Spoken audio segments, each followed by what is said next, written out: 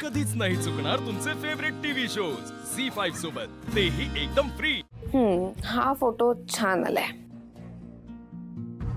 ताई, आशू, तू चक्क माझ्या रूम मध्ये? मला ना तुला एक प्रश्न विचारायचा आहे आणि तू त्याचं प्रामाणिक उत्तर देशील अशी अपेक्षा आहे माझी। काय रे, काय झालं? विचार ना, काय विचारायचंय? आणि तू मला चांगलं ओळखतोस, मला जे बोलायचंय ते मी तोंडावर बोलते, मागून बोलत नाही। त्या शिवासारखं तर ताई, अजिबात। तो जो फोटो आहे तो तुझ्याकडे कसा आला?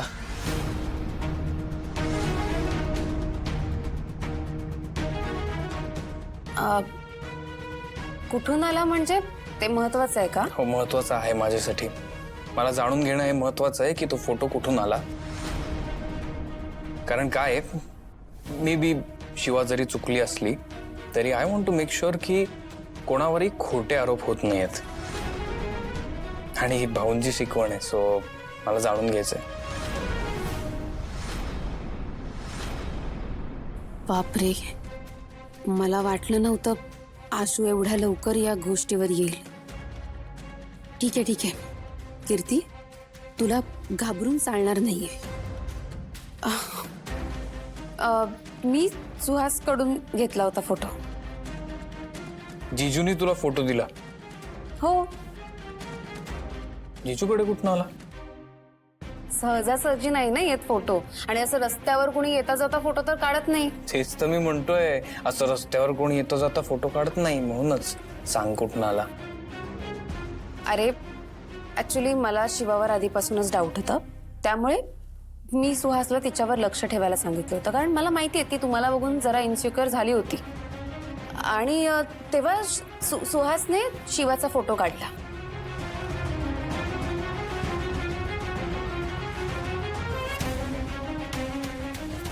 आता फक्त आशूला हे पटलं पाहिजे। हे बघ काय ना आशू, शेवटी ना मलाही कळत होतं शिवा तुझ्या आणि नेहाच्या बाबतीत जरा इन्सिक्युअर झाली होती, आणि तुम्हाला कोणाला माहित नाहीये पण मी ओळखते ना शिवाला, आणि म्हणूनच मी काळजी घेतली होती। मला वाटतंय तुला तुझ्या प्रश्नाचं उत्तर मिळालंय की अजून काही शंका आहे? बरोबरच आहे, शिवा असं वागली आधी। हो तेच सांगते मी, पण तुला काही डाऊट असेल ना तर मी सुहासला बोलवते, तू त्याला विचारून नाही नाही नको, राहू दे, त्याला बोलवू नको। आणि हे बघ, हे जे काही घडलंय ना त्यात त्या मुलीची चूक आहे, तुझी काहीच चूक नाहीये, आणि त्याची शिक्षा तिला मिळाली आहे। तू फार विचार नको करूस, कळलं का?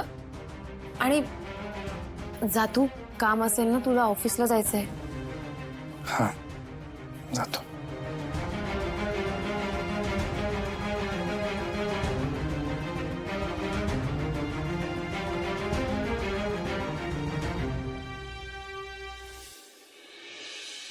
गुरुजी, हो, देवीला सांगा सगळं नीट कर। तुम्ही हा निर्जळी उपवास 2 दिवस करा, जेणेकरून तुमच्या मनातल्या ज्या काही इच्छा असतील त्या सर्व परिपूर्ण होतील। गुरुजी, 2 काय मी 4 दिवस उपवास करायला तयार आहे, पण आईला सांगा सगळं मार्गी लागू दे व्यवस्थित। काही काळजी करू नका, निश्चिंत राहा। आई काय आहे?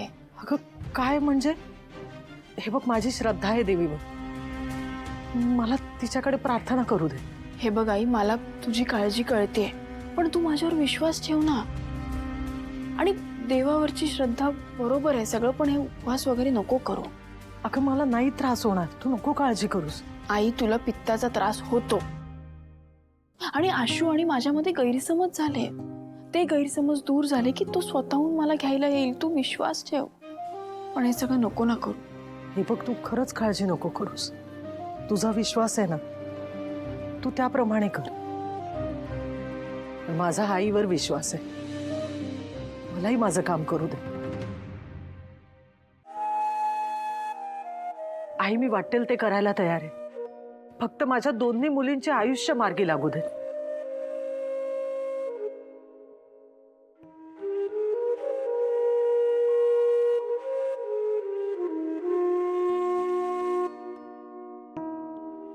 तेव्हा मला जो काही त्रास व्हायचा ना तो होऊ दे, पण आई आणि आजीला काहीच होता कामा नये।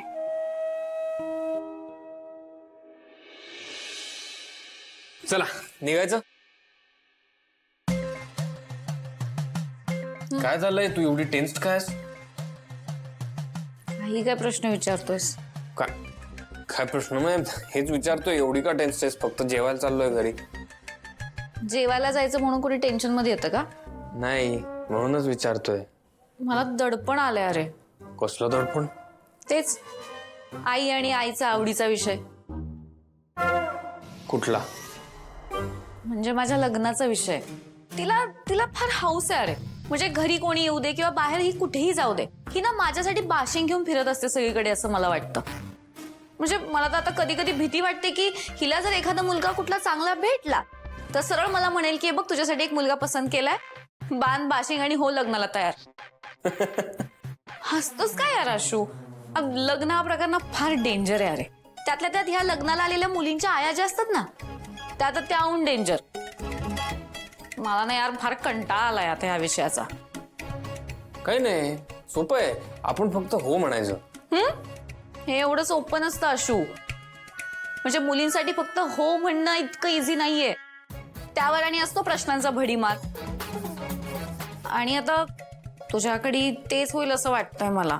अगं बरं, एक काम कर, चिल. मी काळजी घेईन की हा लग्नाचा विषय निघणार नाही. हा? एवढं सोपं वाटतं तुला? अरे आहे सोपं, डोंट वरी. ओके झालं? एवढ्याच गोष्टीचं टेन्शन होतं तुला? हे, मला वाटलं तू काय बिंदास आहेस एकदम. एकदम काय टेन्शन नाही तुला कसली. आहेच मी बिंदास. चालायचं? नाही, गाडीने जाऊया, चालत नको. अरे वा, संगतीचा परिणाम म्हणतात याला. तू हळूहळू शिकशील जोक्स, पण आजचं बघा जरा प्लीज. हो चल, तुझ्यामुळे माझा ह्युमर तर खूप खालावलाय. आता अजूनही चला. घरी सगळं ठीक आहे ना? मला ना घरी थांबावंसच नाही वाटत रे. संपदा, अगं असं करून कसं चालेल? रॉकी, शिवा गेल्यापासून घर एकदम खायला उठतं. पूर्ण एकदम सगळं वातावरण डलडल व्हायला लागलंय. कोणी कोणाशी नीट बोलतच नाही. सतत वावरताना जेवताना मला एवढी आठवण येते ना तिची. एवढी लाडाने वाढायची ना ती मला रोज. पण काय आता, मलाच नाही, आई बाबा भाऊ सगळ्यांना खूप आठवण येते रे तिची. आई तर कधी कधी चुकून तिला हाक पण मारते की शिवा अगं हे. तिला आठवतं की अरे शिवा तर घरीच नाहीये. एखाद्या माणसाची सवय लागली की ती लगेच तुटत नाही ना रे. इथे पण काही वेगळं नाहीये. म्हणजे शिवा येते रोज गॅरेजवर काम करायला, पण ती ना आधीसारखी खुश नसते ग. आम्हाला त्रास होऊ नये म्हणून ती दाखवते सगळं ठीक आहे, पण खरं तर काहीच ठीक नाही. सवयच आहे तिला. आधीसारखं काहीच नाही ना राहिलं. आता फक्त लवकरात लवकर आशू आणि शिवामध्ये सगळं ठीक व्हावं बस. आता ना आपल्याला शिवा आणि डंबोला एकत्र आणायचंय. हा एकच मोटिव्ह ठेवूयात. मला माहितीये रे, शिवाचं खूप प्रेम आहे दादावर. झी 5 ॲप डाउनलोड करा आणि पहा सर्व एपिसोड्स एकदम फ्री.